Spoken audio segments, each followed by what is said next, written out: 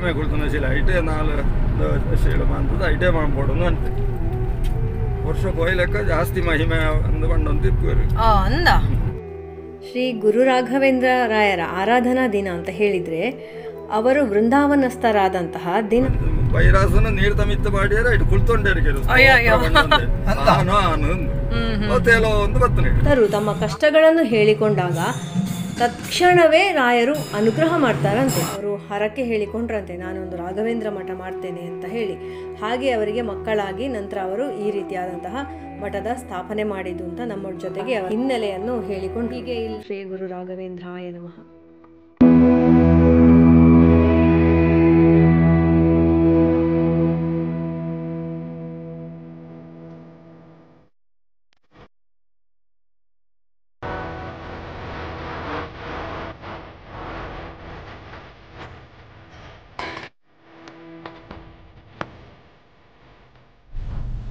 Hi, good morning ಎಲ್ಲರಿಗೂ ಪ್ರೀತಿಯ ನಮಸ್ತೆ. Welcome to Ashwini blogs.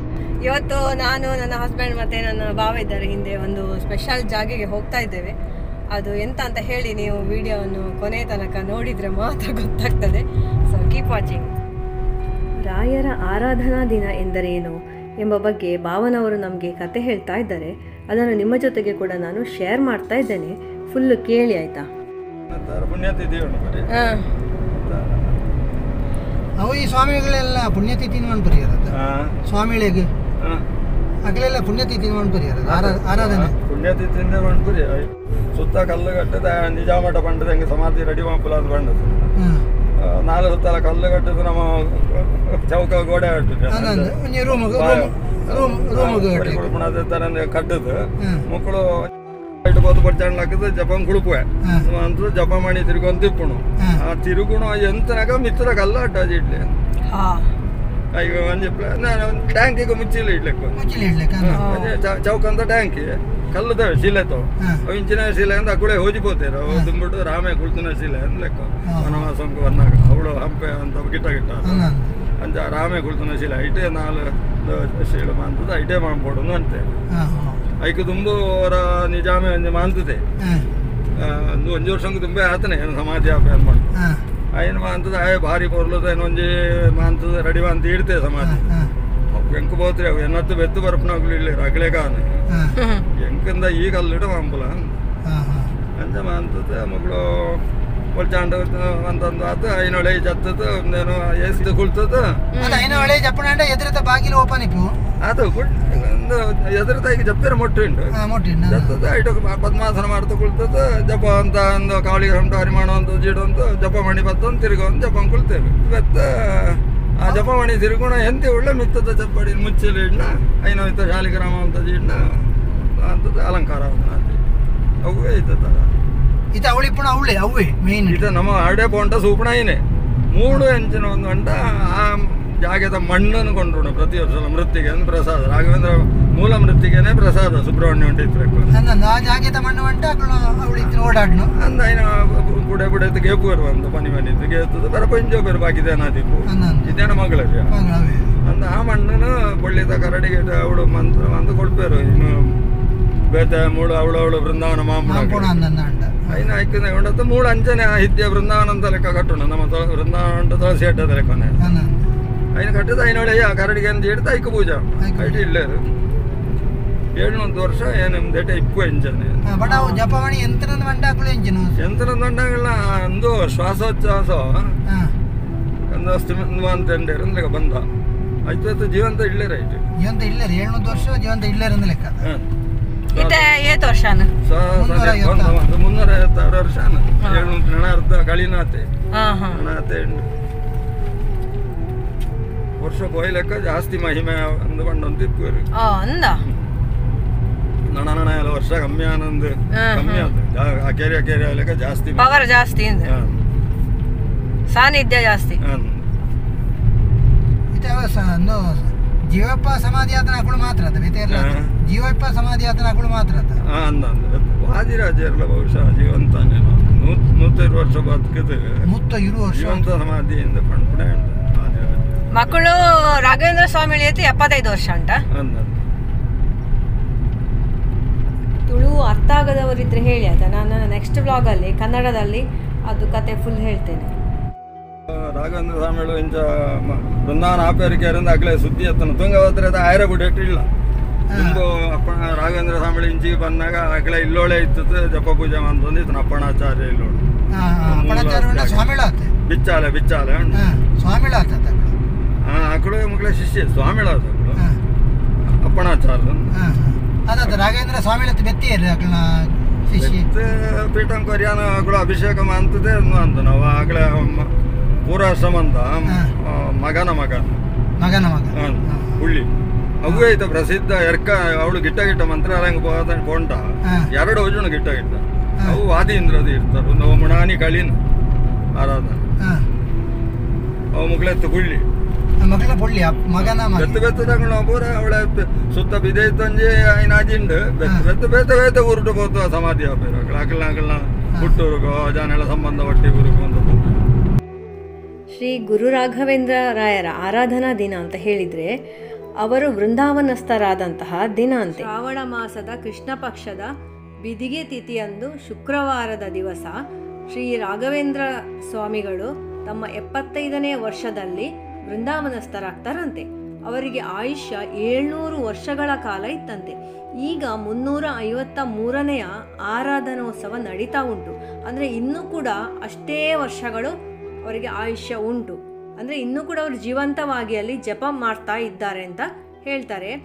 ಅವರು ವೃಂದಾವನಸ್ಥರಾದ ದಿನವನ್ನೇ ನಾವು ಆರಾಧನೋತ್ಸವ ಅಂತ ಈಗ ಆಚರಿಸ್ತಾ ಇದ್ದೇವೆ. ಅಪ್ಪಣ್ಣಾಚಾರ್ಯರು ಅವರ ಪರಮ ಪ್ರಿಯ ಶಿಷ್ಯರಾಗಿದ್ರಂತೆ. ಸಮಾಧಿ ಆಪಣೆ ಸೂಡೆ ಅಂಕಾಗ್ಲೇ ಕನ್ನಡದ ಮಾಡ್ತಂದ್ರೆ ಹಾನಿ ಭಾರಿ ವರ್ಷವತ್ತು ತುಂಗಭದ್ರ ಅನ್ನೋದಿಟ್ಟು ನಿಲೀಕೆ ನೀರಿಗೆ ಬಾತು ದಾನ ಜಾನ ಮಕ್ಕಳು ಸ್ತೋತ್ರ ಪಂಡಂತೆ ಬರ್ತಾರೆ ವೈರಾಸನ ನೀರು ತಮಿತ್ತ ಮಾಡಿಯಾರ ಇಟ್ಟು ಕುಳ್ತೊಂಡೇರಿಗೆ ತೇಲೋ ಒಂದು ಬತ್ತನೆ ದೀಪದ ಬಡಕ್ಕೆ ಬತ್ತದ ಇಡೆ ಪಾರು ಬಂದಾಗ ಮಿತ್ತದ ಕಲ್ಲು ಜೇಡ್ತ ಪಾಡ್ತಾತನ ಮುಖಳ ಸ್ತೋತ್ರ ಎಲ್ಲ ಅಡೆ ಮುಗಿತನ ಈಗ ಸಾಕ್ಷಿಯ ಸೇವತ್ರ ಹಿಂದೆ ಒಳೆಯಿತು ಶಬ್ದಗೆ ಹೆಣ್ಣಿಗೆ ಇಮಾನ ಸ್ತೋತ್ರ ಸಾಕ್ಷಿ ಏನು ಹಯವದನೆ ಸಾಕ್ಷಿ ಕೇಳಿದ ಮಂತ್ರ ರಾಘವೇಂದ್ರ ಸ್ವಾಮಿಗಳು ಬಂಡು ಅಕೇರಿತ ಮಂತ್ರ ಅವು ಶ್ರೀಪೂರ್ಣ ಬೋಧ ಒಂದು ಅಂಜಿ ಸ್ತೋತ್ರ ಉಂಟು ರಾಘವೇಂದ್ರ ಸ್ವಾಮಿಗಳು ಅಪ್ಪಾಯ ದಿನೋಲ ಬಂದಿದ್ದಾರೆ ಐನ ಅಕೇರಿ ತಂದು ಪಂಚವರ್ಣ ಅವು ಐನ ಒಳೆಯಿತು ಕೇಳು ಆಗ್ಲೇ ಮಂತ್ರಾಲಯದಲ್ಲಿರುವಂತಹ ಮೂಲ ವೃಂದಾವನದಿಂದ ಮೃತ್ತಿಕೆಯನ್ನು ತಂದು ಬೇರೆ ಬೇರೆ ಕಡೆಗಳಲ್ಲಿ ರಾಘವೇಂದ್ರ ಮಠಗಳನ್ನು ಮಾಡಿ ವೃಂದಾವನ ಸ್ಥಾಪಿಸಲಾಗ್ತದೆ. ಮಂಚಾಲಯ ಮಂಚಾಲಯನೇ ಅಪಭ್ರಂಶ ಮಂತ್ರಾಲಯ ಅಂತ ಮಂಚಾಲಯ ಗ್ರಾಮ ಅವು ಅಕ್ಕಳು ಪಂಡಿತ ಒಂದೇ ಜಾಗ ಯಾವಡನ್ನು ಅಕ್ಕಳು ಗ್ರಾಮ. ಈ ಮಂಚಾಲೆ ಎಂಬ ಗ್ರಾಮದಲ್ಲಿ ಹಿಂದೆ ಪ್ರಹ್ಲಾದರಾಯರು ಯಾಗ ಮಾಡಿದ್ದರು ಎಂಬಂತಹ ಪ್ರತೀತಿ ಇದೆ. ಆದ್ದರಿಂದ ರಾಘವೇಂದ್ರ ಸ್ವಾಮಿಗಳು ಇದೇ ಜಾಗದಲ್ಲಿ ತಮಗೆ ವೃಂದಾವನ ಸ್ಥಾಪನೆಯಾಗಬೇಕು ಎಂದು ನಿಜಾಮನಲ್ಲಿ ಕೇಳಿಕೊಂಡಿದ್ದರಂತೆ. ರಾಯರ ಮೃತ್ತಿಕೆ ಇಟ್ಟು ಎಲ್ಲಿಯೆಲ್ಲ ವೃಂದಾವನ ಇದೆಯೋ, ಎಲ್ಲಿಯೆಲ್ಲ ಆರಾಧನಾ ದಿನದಂದು 86 ಲಕ್ಷ ಜೀವರಾಶಿಗಳಿಗೆ ಅನ್ನ ದಾಸೋಹ ನಡೆಯುತ್ತದೆಯೋ ಅಂತಹ ಕಡೆ ಈ 3 ದಿವಸ ರಾಯರು ತಮ್ಮ ತಪಸ್ಸನ್ನು ನಿಲ್ಲಿಸಿ ಕಣ್ಣು ಬಿಟ್ಟು ಭಕ್ತ ಸಮೂಹವನ್ನು ನೋಡ್ತಾರಂತೆ. ಆ ಸಂದರ್ಭದಲ್ಲಿ ಭಕ್ತರು ತಮ್ಮ ಕಷ್ಟಗಳನ್ನು ಹೇಳಿಕೊಂಡಾಗ ತತ್ಕ್ಷಣವೇ ರಾಯರು ಅನುಗ್ರಹ ಮಾಡ್ತಾರಂತೆ. ನಾವೀಗ ಕಲ್ಲಮದಲ್ಲಿರುವಂತಹ ಶ್ರೀ ಗುರು ರಾಘವೇಂದ್ರ ಮಠಕ್ಕೆ ತಲುಪಿದ್ದೇವೆ. ಇವತ್ತು ಶ್ರೀ ಗುರು ರಾಘವೇಂದ್ರ ಸ್ವಾಮಿಗಳ ಆರಾಧನಾ ದಿನ. ಹಾಗೆ ಈ ಕಲಿಯುಗದಲ್ಲಿ ಎಂತಹ ಕಷ್ಟ ಬಂದರೆ ಕೂಡ ರಾಯರಿದ್ದಾರೆ ಅಂತ ಒಂದು ಕ್ಷಣ ನಾವು ಯೋಚಿಸಿದರೆ ನಮ್ಮ ಕಷ್ಟ ಕೋಟಲೆಗಳೆಲ್ಲ ದೂರ ಆಗ್ತದಂತೆ. ಹಾಗಾಗಿ ಶ್ರೀ ರಾಘವೇಂದ್ರ ಸ್ವಾಮಿಗಳನ್ನು ಕಲಿಯುಗದ ಕಾಮಧೇನು ಕಲ್ಪವೃಕ್ಷ ಎಂದೇ ಕರೀತಾರೆ. ನಾವಿಲ್ಲಿ ಬಂದು ಪಾದಪೂಜೆ ಸೇವೆಯನ್ನು ಮಾಡಿಸ್ತಾ ಇದ್ದೇವೆ. ಇವತ್ತು ಯಾರು ರಾಯರಿಗೆ ಶರಣಾಗತಿ ಹೊಂದುತ್ತಾರೋ, ವೃಂದಾವನ ದರ್ಶನ ಮಾಡುತ್ತಾರೋ ಅವರೆಲ್ಲರಿಗೂ ಸಂಪೂರ್ಣವಾದಂತಹ ಅನುಗ್ರಹ ಮಾಡ್ತಾರಂತೆ. 84 ಲಕ್ಷ ಜೀವರಾಶಿಗಳಲ್ಲಿ ಈ ಮನುಷ್ಯ ಶರೀರವೆಂಬುದು ಒಮ್ಮೆ ಮಾತ್ರ ಪ್ರಾಪ್ತಿಯಾಗುವುದಂತೆ. ಆದ್ದರಿಂದ ನಾವು ಪ್ರಯತ್ನಪೂರ್ವಕವಾಗಿ ಆದರೆ ಕೂಡ ಧರ್ಮದ ಕಡೆಗೆ ನಮ್ಮ ಧ್ಯೇಯವನ್ನು ಇಟ್ಟು ನಡಿಬೇಕಂತೆ.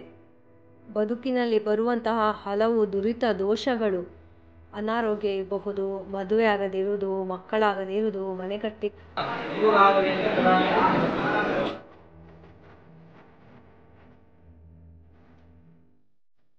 ಸಾಧ್ಯ ಆಗದೇ ಇರುವುದು, ವ್ಯಾಪಾರದಲ್ಲಿ ನಷ್ಟ ಆಗುವುದು, ಇಂತಹದೆಲ್ಲ ಕಷ್ಟಗಳನ್ನು ಪರಿಹರಿಸಬೇಕು ಅಂತ ಹೇಳಿ ರಾಯರಲ್ಲಿ ಅಚಲ ಭಕ್ತಿ, ಅಚಲ ವಿಶ್ವಾಸದಿಂದ ಕಣ್ಣೀರ್ಗರೆಯುತ್ತಾ ನಾವು ಪ್ರಾರ್ಥನೆ ಮಾಡಿದರೆ ಖಂಡಿತವಾಗಿ ಅವರು ಕೈ ಬಿಡುವುದಿಲ್ಲ ಅಂತ ಹೇಳ್ತಾರೆ.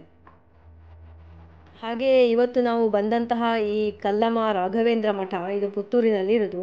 ಇಲ್ಲಿ ಕೂಡ ಅವರಿಗೆ ಮಕ್ಕಳಾಗದೇ ಇರುವಾಗ ಅವರು ಹರಕೆ ಹೇಳಿಕೊಂಡ್ರಂತೆ, ನಾನೊಂದು ರಾಘವೇಂದ್ರ ಮಠ ಮಾಡ್ತೇನೆ ಅಂತ ಹೇಳಿ. ಹಾಗೆ ಅವರಿಗೆ ಮಕ್ಕಳಾಗಿ ನಂತರ ಅವರು ಈ ರೀತಿಯಾದಂತಹ ಮಠದ ಸ್ಥಾಪನೆ ಮಾಡಿದ್ದು ಅಂತ ನಮ್ಮ ಜೊತೆಗೆ ಅವರ ಹಿನ್ನೆಲೆಯನ್ನು ಹೇಳಿಕೊಂಡು, ಹೀಗೆ ಇಲ್ಲಿ ಪ್ರತಿ ವರ್ಷ ಕೂಡ 3 ದಿವಸ ಶ್ರೀ ರಾಘವೇಂದ್ರ ರಾಯರ ಆರಾಧನಾ ಮಹೋತ್ಸವ ಬಹಳ ವಿಜೃಂಭಣೆಯಿಂದ ನಡೀತಾ ಉಂಟು. ವಿಶೇಷವಾಗಿ ಬೆಳಿಗ್ಗೆ 6ರಿಂದ ಸಾಯಂಕಾಲ 6 ಗಂಟೆವರೆಗೆ ಭಜನಾ ಸೇವೆ ಕೂಡ ಉಂಟಂತೆ. ಇದು ಇವತ್ತಿನ ಅನ್ನಪ್ರಸಾದ.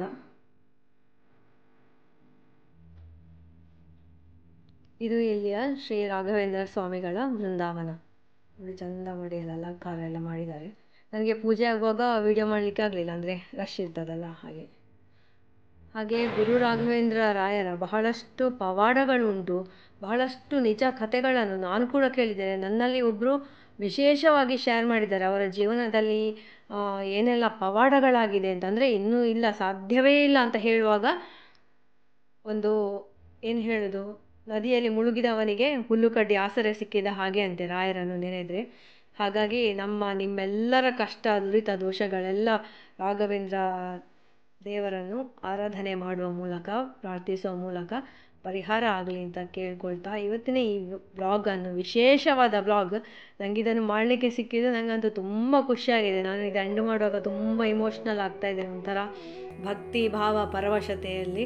ಎಲ್ಲರಿಗೂ ಶ್ರೀ ಗುರು ರಾಘವೇಂದ್ರ ರಾಯರು ಒಳ್ಳೆಯದು ಮಾಡಲಿ. ಓಂ ಶ್ರೀ ಗುರು ರಾಘವೇಂದ್ರಾಯ ನಮಃ.